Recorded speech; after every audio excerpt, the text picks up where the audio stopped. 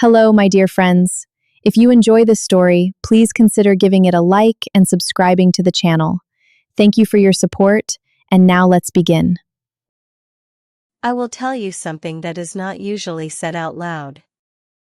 It is possible to love a person with all your heart, and still feel lonely and miss them while lying right next to them in the very same bed. My name is Marta, I am 34 years old, I have been married to Sergey for 7 years, and one Friday evening, I suggested we try swinging. Not because I stopped loving him. Not because I wanted someone else. But because we were overcome by that very quiet, almost unnoticeable fading that everyone knows about but no one talks about, until it grows louder than any scandal. Sergey is an architect, 36 years old, tall, with dark hair and a habit of drumming his fingers on the table when he thinks. I work as an art director at an advertising agency. We met at a party of mutual friends, fell in love quickly and passionately, got married 2 years later, and moved into our apartment with big windows and gray walls that I chose myself. The first 3 years were good.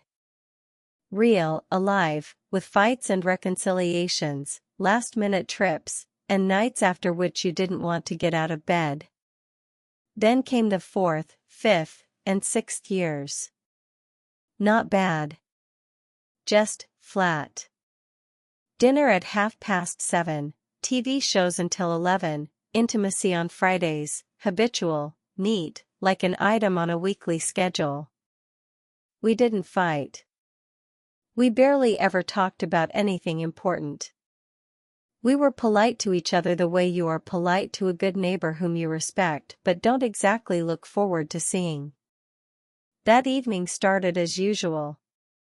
Friday, a bottle of white wine, Sergey was reading something on his tablet, and I was scrolling through my feed, not seeing anything in particular. Listen, I said, without looking up, I want to suggest something to you. He replied, without looking away from his tablet. Sirs, put the tablet away. This is important. He looked up, surprised, because I rarely used that tone of voice. What happened? I put my glass on the table, putting my words in the order that seemed the least frightening to me. Have you ever thought about swinging? Silence. Not the kind of silence when a person has nothing to say. The kind when a person has too many thoughts at once, and none of them can push its way out first. Are you serious? He finally asked. Absolutely. He slowly put his tablet aside, took his glass, and took a long sip. Where is this even coming from? Out of honesty, I replied, I love you. We live well. But something between us has faded, sirs, and I don't want to pretend it doesn't exist. He looked at me for a long time, studying me, as if seeing me for the first time. And you think this will help? I think it's more honest than pretending everything is fine until one day one of us does something behind the other's back. That phrase, behind the back, struck a chord. He knew exactly what I meant. 3 years ago, his colleague sent me a direct message. Nothing happened. But the thoughts were there, and I felt guilty for those thoughts just long enough to realize that guilt doesn't fix the underlying cause.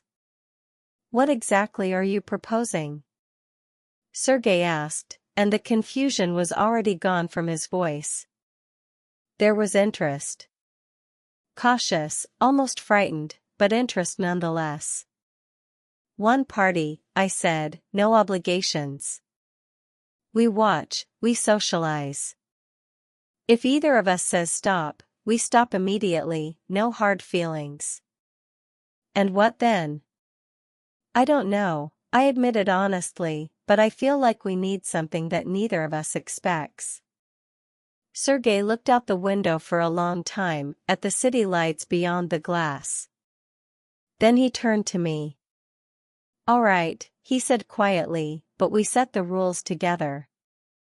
I nodded. And I felt something I hadn't felt in a long time. Not excitement at the idea.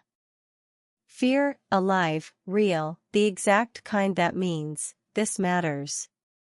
For the next 2 weeks, we talked.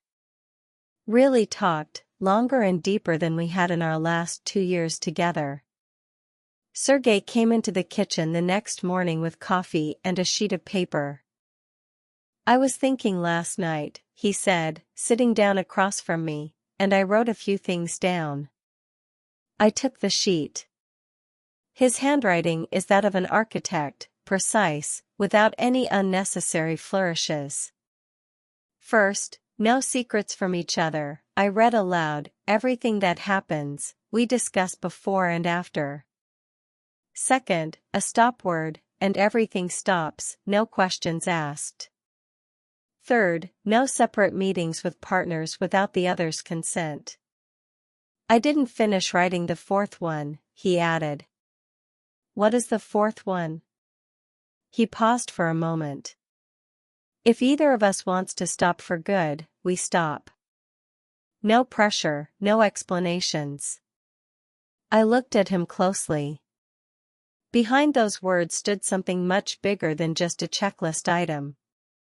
You're afraid, I said, not as a question, but as a statement. Yes, he answered simply, and so are you. It was the truth. I was afraid. Not that he would find someone better than me. I was afraid of discovering something inside myself that I hadn't known before. We found a closed community online, referrals through referrals, no random people. They hosted so-called meet and greet evenings, dinner, conversation, a pressure-free atmosphere, and only then, if both couples want to, the evening could continue in a more private setting. We registered under our real names. It felt strange, seeing our names side by side in that format. Sergey and Marta, 36 to 34, first-timers, looking for conversation and new experiences. The first response came a day later. Tim and Eva, 38 to 35. He is a financial analyst, she is a photographer. Married for 9 years, in the lifestyle for 3. We remember what it's like. The first time Eva wrote, if you want, we can meet on neutral territory first, just to talk. Sergey read the message over my shoulder. Reasonable, he said. We met Eva and Tim in a small bar with live music on Wednesday evening. I spent 2 hours getting ready for that meeting, changed 3 dresses, put on makeup, washed it off, and put it on again. You look beautiful, Sergey said from the doorway, watching me look in the mirror for the 3rd time. I'm nervous, I admitted. Me too, he smiled, but you are beautiful. Tim turned out to be short, stocky, with an open smile and a way of speaking that instantly made you feel like you had known each other for a long time. Eva was red-haired, calm, with attentive green eyes that noticed absolutely everything. For the first half hour we talked about nothing in particular, work, the city, music. Then Eva put her glass on the table and said, Can I ask you directly? What brought you to this? I looked at Sergey. He nodded, go ahead and speak. 7 years, I replied, 7 good years. But at some point, we became very careful with each other. Too careful. The fading, Eva said understandingly, we went through that in our 6th year. And swinging helped? Sergey asked directly. Tim exchanged a glance with Eva. Not right away, he answered honestly, it was difficult at first. But then we realized something important. What exactly? I asked. That looking at your partner through someone else's eyes is like seeing them for the very first time, Eva said quietly, you suddenly see what you got used to and stopped noticing. That phrase settled deep inside me and wouldn't let go all the way home. At home, already lying in the dark, Sergei asked, "Well, how was it?" "I liked them," I answered honestly. "Me too." He paused. "Are you ready to try a party?" "No," I replied, "but I want to." He found my hand in the dark. Just took it and held it. Like he hadn't done in a very long time. The party took place in a country house 40 minutes outside the city. Private property, closed gates, a few cars in the parking lot. We drove in silence. Not because there was nothing to say. Because everything important had already been said, and now words felt redundant. "If you want to leave," Sergei said, pulling into the parking lot, "just tell me one word." "Which one?" "Any word. Even orange dot." I laughed, unexpectedly even to myself, and the laughter dispelled part of the tension hanging in the air. The house was spacious, with high ceilings and soft, warm light. No vulgarity, no red velvet from cheap fantasies. Just a beautiful house with low music, a drink bar, and people talking in small groups. "Nothing out of the ordinary," Sergei whispered in my ear. "For now," I replied. Eva and Tim were already there. They waved to us from the bar. Next to them stood another couple, Clara and Dennis, both around 40, both with that calm confidence of people who have long known what they want. The conversation flowed easily again. Clara turned out to be a psychologist and spoke about swinging with professional precision, without vulgarity and without excessive seriousness. "Most couples come here with the wrong question," she said, biting into an olive. "They ask, will our relationship survive? The right question is, what will I learn about myself?" I felt Sergei tense up slightly beside me. "And what if what you learn is uncomfortable?" he asked. "Then it was always there inside you," Clara replied simply, "you just finally faced it." The evening moved at a slow, unhurried pace. Closer to midnight, the atmosphere changed, it became quieter and more charged. Several couples disappeared into rooms, the doors of which I tried not to count. Sergei and I stayed in the living room, and I caught myself watching the people around us, without judgment, with real, pure curiosity. Eva approached me when Sergei stepped away to talk to Tim. "How are you doing?" she asked simply. "Strange," I answered honestly, "I expected something different." "I don't know exactly what, but different." "Everyone says that the first time," she smiled, "they expect either horror or instant fire. But here, it's just people." "Just people," I repeated. Eva looked at me intently. "You are watching Sergei," she noticed. I didn't immediately realize that she was right. I really was looking at him, over where he was talking to Tim, gesturing, laughing at something. "I am," I agreed. "And how do you find him?" There was a slight smirk in Eva's voice. I didn't answer right away. Because the answer surprised even me. He was handsome. My husband was standing a meter away from me, and he was handsome, truly, objectively, like a stranger you notice in a cafe. "I like him," I finally said, and laughed at the absurdity of the sentence. Eva laughed along with me. "Welcome," she said. Later, already deep into the night, we ended up in one of the rooms. I won't describe the details. Not because I am ashamed. But because this story is not about the body. This story is about what I felt. At some point during the night, amidst everything unfamiliar and new, I caught Sergei's gaze. He was looking at me. Not at someone nearby. At me, with an expression I hadn't seen on his face in a very, very long time. Not the tenderness of habit. Not the calm warmth of 7 years. Something sharp. Something alive. Desire, real, not ritualistic, not a Friday obligation. I was the first to look away. Because I felt something inside me shift.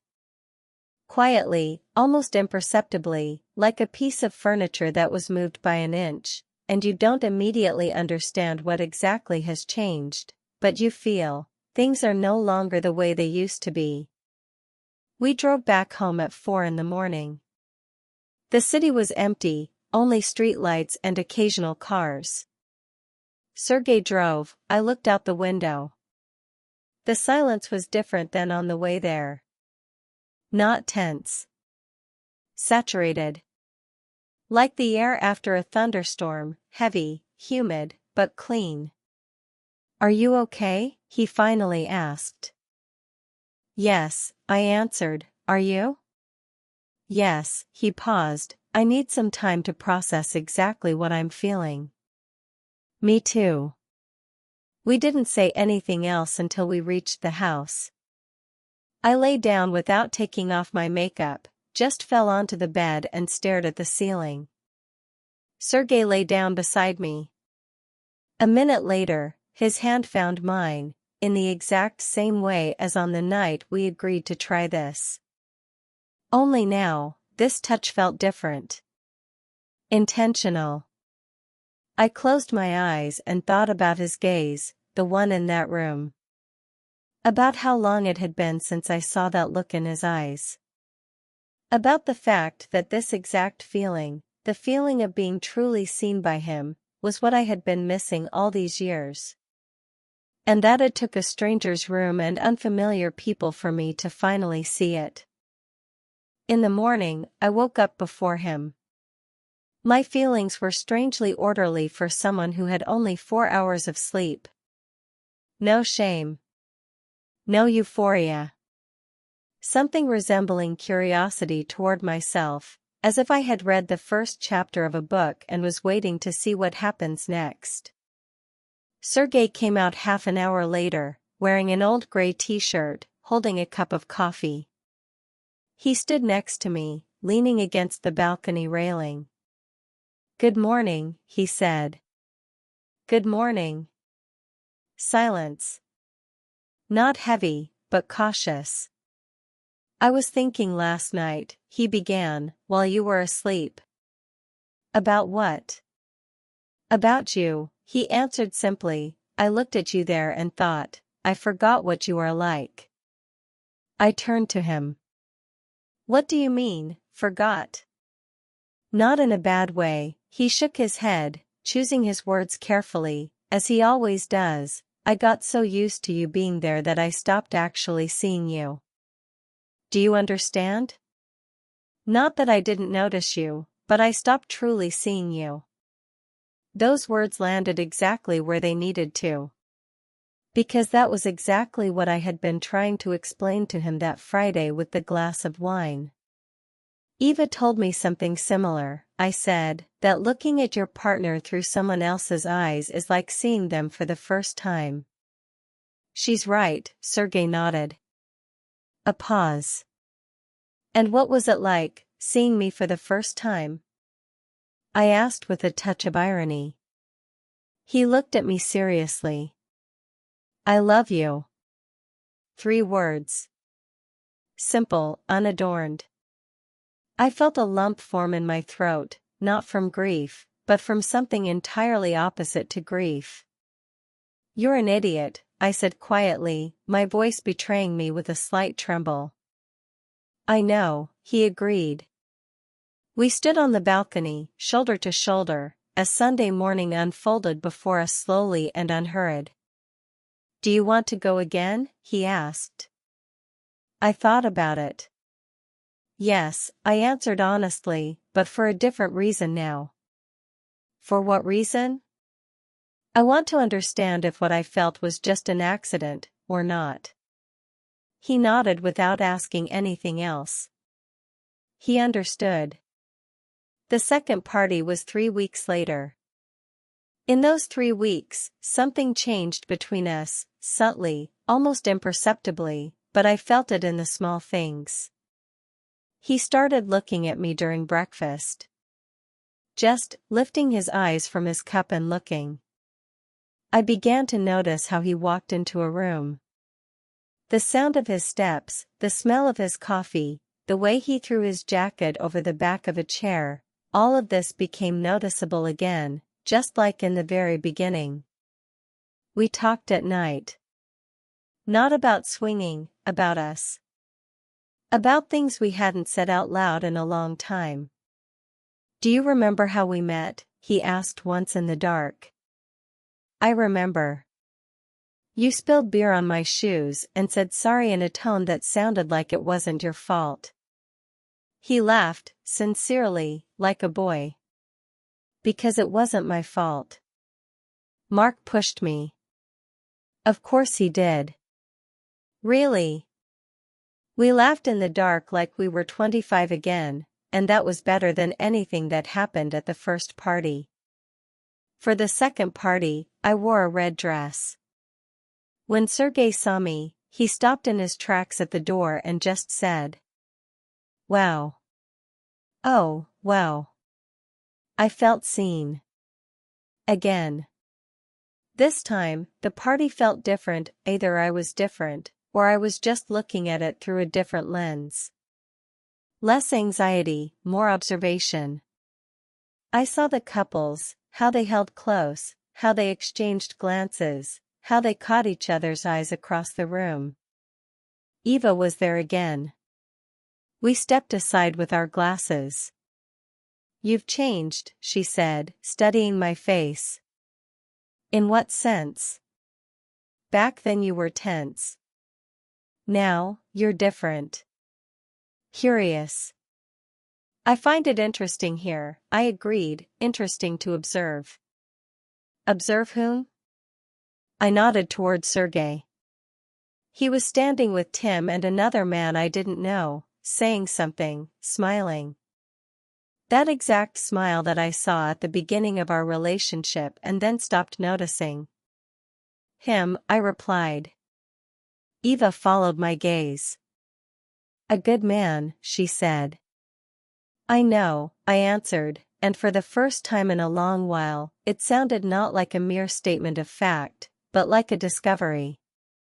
Later that evening, an unfamiliar woman approached us, Nina, 32 years old, dark hair, a direct gaze. Her partner was talking to someone further away. Nina looked at Sergey openly, with that kind of interest that doesn't hide its intentions. I felt something sharp under my ribs. Not anger. Something more complex, a mix of jealousy and pride at the same time. Pride, because she saw in him what I saw. Jealousy, because this was my man. Mine. And that word, mine, resounded inside me with a strength it hadn't had in ages. I walked over to Sergey and took his hand. He looked at me, surprised, questioning. I didn't explain. I just held his hand and thought about how something was happening that I hadn't planned. Something for which I didn't have words yet.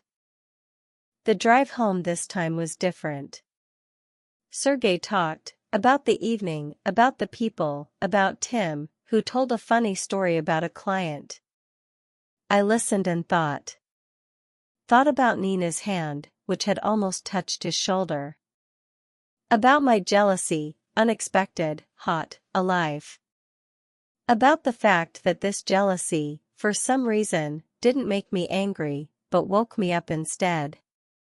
At home, I didn't go to bed right away. I poured some water and sat in the kitchen. Sergey followed me in.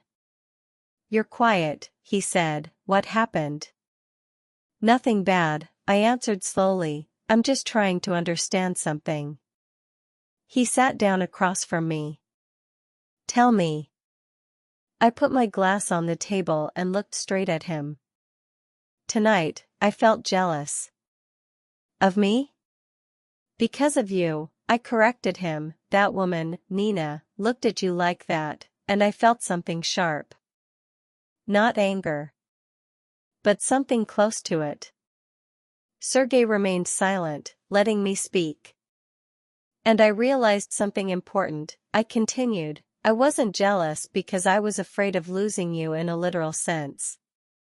I was jealous because she saw you the way I want to see you myself. How? He asked softly. Interesting. Attractive. Not familiar and taken for granted. I fell silent, because the next thought was harder to articulate. Sirs, I think all these years I wasn't missing another man. I was missing you. That feeling when you are not just a part of the landscape to me, but a person I actively choose. He looked at me for a long time. So long that I began to wonder if I had said too much. Do you know what I felt when you took my hand tonight? He finally asked. What? Relief, he answered, and there was something very vulnerable in his voice, as if I had been waiting for that gesture the whole time, and finally got it. Those words shifted something in my chest, not abruptly, but like a rising tide. Slow, inevitable. We were both waiting for each other, I said, while living in the same apartment. Yes. A pause. Marta, he pronounced my name the way he hadn't in a long time, slowly, as if it carried weight. I don't want to go to these parties anymore. I looked up, surprised. Why? Because I realized what I wanted to realize, he answered. I want you. Only you. Without this whole structure around us. Is that not a weakness? I asked cautiously. No, he answered confidently, it is clarity. I finally see you. Truly. And I don't want to look for this feeling anywhere else anymore. I felt something tighten in my throat. Not from sadness. From the exact opposite of sadness. Are you sure? I asked, because it had to be asked. Absolutely, he replied, are you? I thought about it honestly. I remembered the jealousy, I remembered his gaze on that first night, I remembered the laughter in the dark 3 weeks ago. I want to try again, I said, just the two of us. But differently. Not like 7 years of Fridays. How? Like in the very beginning, I answered, when we both actually saw each other. He stood up, walked around the table, and stopped right next to me. He took my face in his hands. I see you, he said softly, right now. Clearly. I felt tears welling up, unexpectedly, without permission. Not from pain. From recognition. The exact recognition I had been waiting for so long. Several months have passed. We haven't gone back to those parties. Not because we decided it's bad or it's not for us. But because we found what we went there looking for, and it turned out it had been right here, in our apartment with the gray walls, the entire time. The changes were small. Those are the ones that usually turn out to be real. He started coming home from work and immediately looking for me with his eyes, not his phone, not the fridge, but me.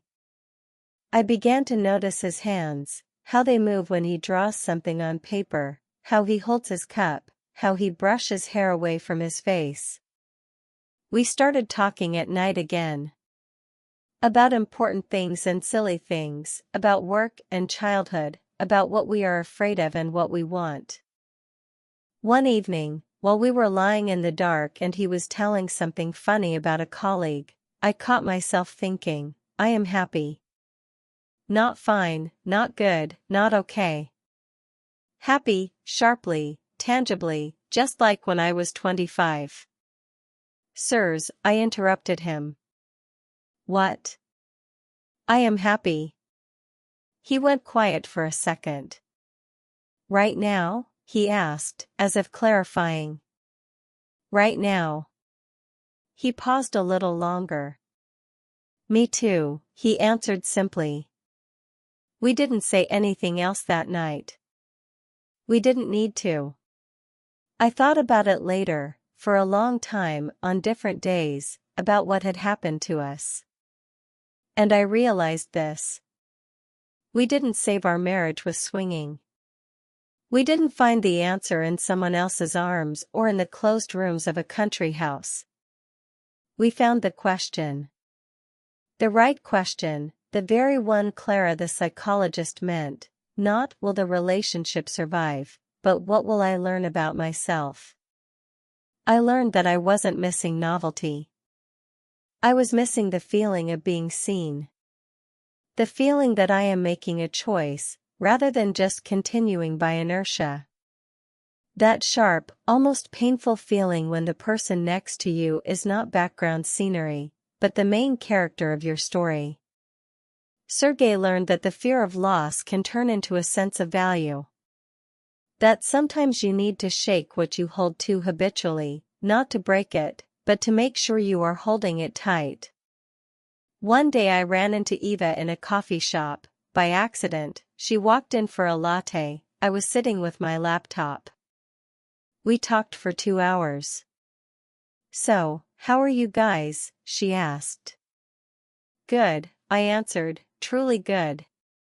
Will you come back? I thought about it honestly.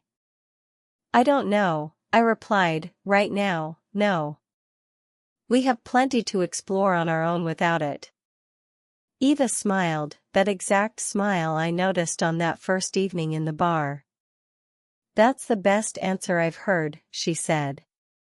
Why? Because I don't know is honest. And we have plenty to explore means you are alive. Alive. That word stayed with me. That was exactly what I wanted, to be alive.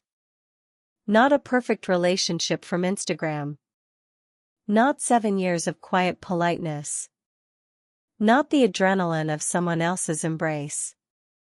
I wanted something alive, real, warm, sometimes uncomfortable, sometimes funny, always mine. That exact man who spilled beer on my shoes and said sorry in the tone of a person who wasn't to blame. The one who drums his fingers on the table when he thinks. The one who holds my hand in the dark, just because, for no reason at all. The one who said I fell in love on the balcony one morning, and met me. Again. After 7 years. Do you know what I realized in the end? Relationships don't fade because love ends. They fade because we stop looking.